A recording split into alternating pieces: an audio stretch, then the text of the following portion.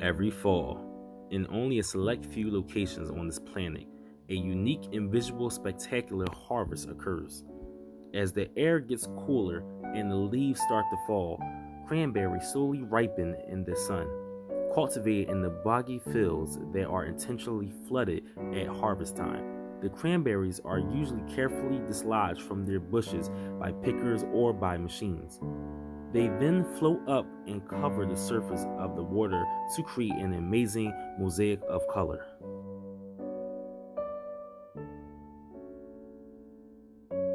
This simple but effective technique called wet harvesting has been around for quite some time.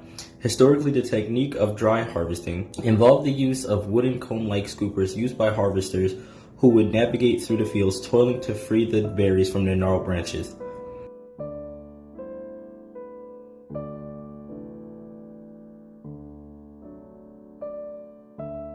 Historians believe that it was the Algonquin Native Americans used first taught that the early settlers about the cranberries, and it is for this reason we love to include it all for our Thanksgiving feast.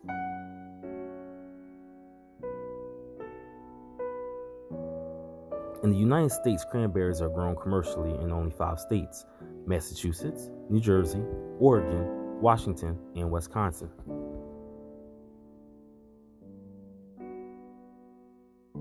From the bogs, the cranberries are brought to the processing stations like the ones here.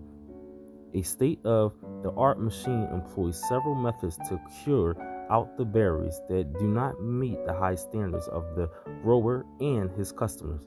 One of these methods, however, uses a surprisingly simple approach. Legend has it that the technique was accidentally discovered by a gentleman by the name of John Pegleg Webb. Evidently, Pegleg had trouble going up and down the stairs of his storage loft, and one day he dropped a load of berries. Watching as they tumbled down each step, he noticed that only the berries that made it to the bottom were the ripest ones. This gave him the idea to separate the good from the bad by bouncing, so the idea, much like a really bad berry, stuck.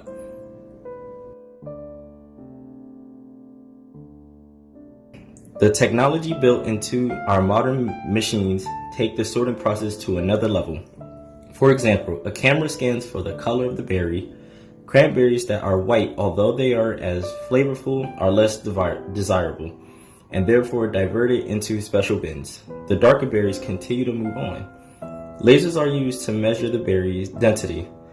When a mushy berry is detected, a quick blast of air will remove it from the line. But the tried and true method of human inspection, as with these carefully trained workers, is still the best form of quality control.